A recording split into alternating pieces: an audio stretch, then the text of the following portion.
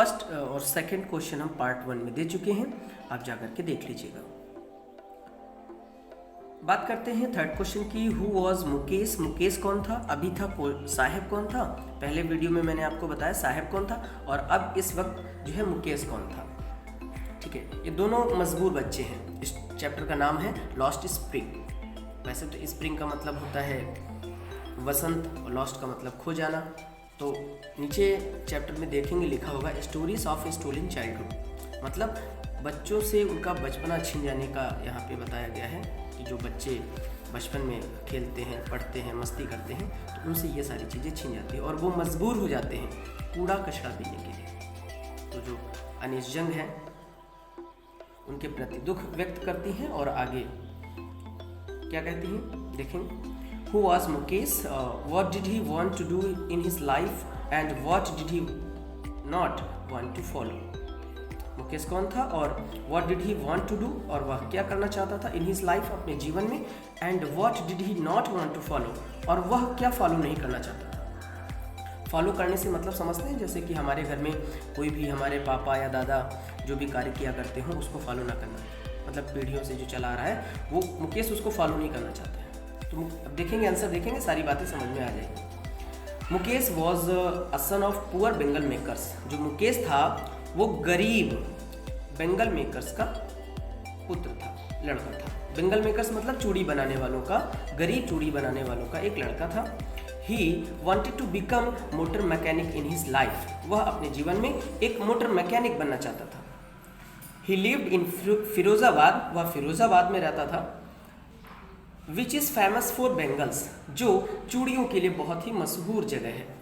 Every other family in Firozabad में हर दूसरी family was engaged in making bangles. Firozabad की हर एक दूसरी फैमिली जो है चूड़ी बनाने में लगी हुई है, चूड़ियाँ बनाने में लगी हुई है।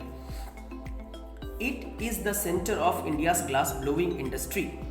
और जो फिरोजाबाद है, इट फिरोजाबाद के लिए लिखा हुआ है, जो फिरोजाबाद है ये सेंटर है of India's glass blowing industry, मतलब जहाँ पर इंडिया की ग्लास ब्लोइंग इंडस्ट्री, जहाँ पर ज़्यादा से ज़्यादा मात्रा में जो है ग्लास को गलाया जाता है और ग्लास से संबंधित वस्तुएं बनाई जाती हैं। मुख्यतः वहाँ पर चूड़ियाँ बनाई जाती थी। Where families have spent generation working around furnace, weddings, glass and making bangles. जहाँ फैमिलीज मतलब परिवारों ने हैव स्पेंट जनरेशंस, जहाँ परिवारों ने अपनी पीढ़ियाँ बिता दी हैं वर्किंग कार्य करते हुए अराउंड फर्नेसेस, भट्टियों के सामने कार्य करते हुए, और वेडिंग ग्लास कांच को जोड़ते हुए, मतलब चूड़ियाँ बनाते समय कांच ही की बनती हैं तो उसको जोड़ते हुए भट्टियों के सामने, और मेकिंग बेंगल्स और चूड़ियाँ बनाने में अपनी पीढ़ियाँ गुजार दी हैं। They had seen nothing but bangles. उन्हें कुछ नहीं दिखाई देता था, मतलब रात दिन अगर बात कर ले तो सिर्फ और वो सिर्फ बेंगल्स बनाने में ही लगे रहते थे। उनको कुछ और नज़र ही नहीं आता था कि हम कुछ और कार्य करें, किसी और माध्यम से पैसा इकट्ठा करें। But Mukesh did not want to become, last में लिखा है कि क्वेश्चन क्या था हमारा कि what did he not want to follow, और वह क्या फॉलो नहीं करना चाहता था। तो यहाँ पर है but Mukesh did not want to, but लेकिन Mukesh did not want to become, Mukesh नहीं बनना चाहता था अ बेंगल मेकर्स। मुकेश चूड़ी बनाने वाला नहीं बनना चाहता था, like his father and forefathers, अपने पिताजी और अपने पूर्वजों की तरह वो चूड़ी बनाने वाला नहीं बनना चाहता था। He wanted to be his own master, और वह अपना खुद का मालिक बनना चाहता था। ये था थर्ड क्वेश्चन गाइस, आप इसका स्क्रीनशॉट ले लीजिए और अपनी फेयर कॉपी पे नोट कर लीजिएगा।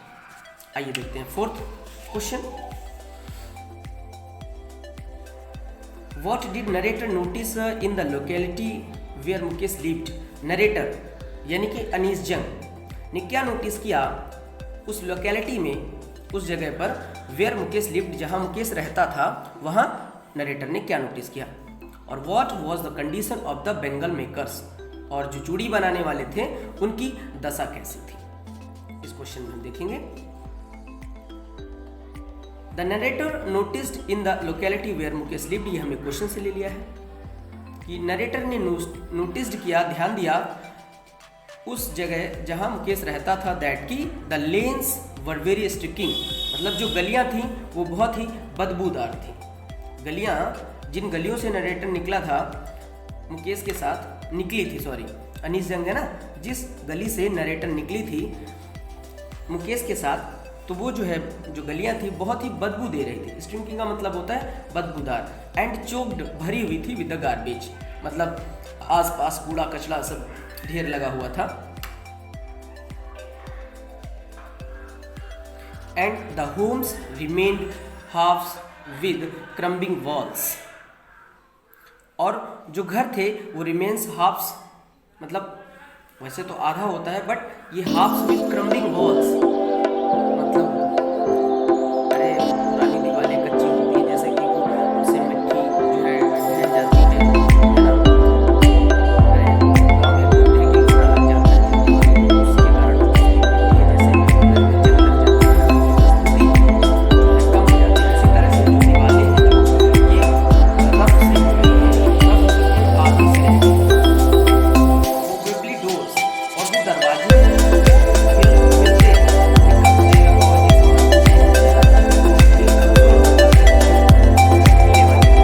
और जो दरवाजे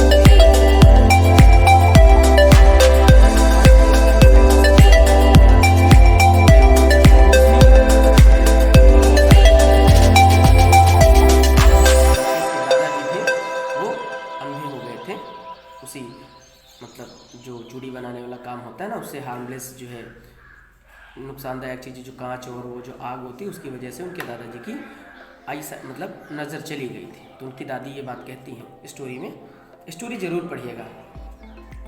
स्टिल दे रिमेन पुअर, और फिर भी वे गरीब हैं, गरीब के गरीब रह जाते हैं। ये इसलिए कहा गया है कि मतलब उन्होंने अपनी पीढ़ियाँ बिता दी चूड़ियाँ बनाने में, यहाँ तक उन्होंने अपनी आंखों की रोशनी तक खो दी, लेकिन फिर भी गरीब रहे, कुछ इतना कमा नहीं पाए कि जिससे वो अपना जीवन अच्छे से गुजार सके।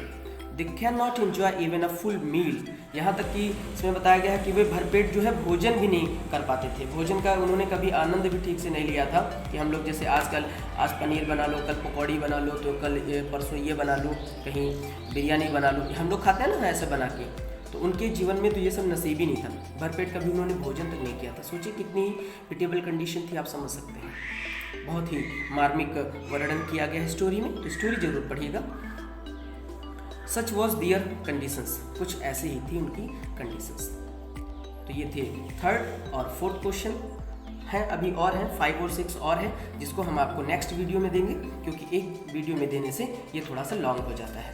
तो अगर आपने अभी तक हमारा चैनल सब्सक्राइब नहीं किया है तो सब्सक्राइब कर लीजिए, लाइक कर दीजिए वीडियो को, और अपने फ्रेंड्स को वीडियो को शेयर करना ना भूलिएगा, और उनसे भी कह दीजिएगा कि एक छोटा सा लाइक और एक सब्सक्राइब कर दें। देखिए, आपको सब्सक्राइब करने में कोई मेहनत तो लगती नहीं है, लेकिन हाँ, अगर आप सब्सक्राइब करते हैं, लाइक करते हैं, तो हमारा मन बहुत ही बड़ा हो जाता है और अच्छा लगता है कि हम आपके लिए इसी तरह मेहनत करते रहें। लोग अक्सर कॉपी पर क्वेश्चन आंसर लिख करके देते हैं, हम भी पहले देते थे, जिससे कुछ स्पेलिंग मिस्टेक होती थी। मिस्टेक्स नहीं होती थी, लेकिन बच्चों को समझ में नहीं आती थी, तो बच्चे बोलते थे सर थोड़ा सा स्पेलिंग मिस्टेक नहीं आ रही है। तो हमने फिर एक रास्ता निकाला, फिर हमने सोचा कि चलो टाइपिंग के माध्यम से, जिससे एकदम आप देख सकते होंगे कि एक एक स्पेलिंग समझ में आ रही होगी आपको, और एक एक मीनिंग मैंने आपको बताया है। तो अगर हम आपके लिए इतनी मेहनत कर रहे हैं, तो आपसे एक छोटी सी उम्मीद है आपसे कि आप इस वीडियो को लाइक, शेयर और सब्सक्राइब करना ना भूलिएगा, और अपने फ्रेंड्स को भी शेयर कीजिएगा। अपना प्यार हमसे बांटते रहिएगा इसी तरह, और फिर हम आपसे मिलते हैं एक नए वीडियो के साथ, क्योंकि ये वीडियो लॉन्ग हो रहा है इसलिए हम इसमें और क्वेश्चन आंसर नहीं जोड़ेंगे। तो thank you for watching my videos. नमस्कार, थैंक यू, धन्यवाद।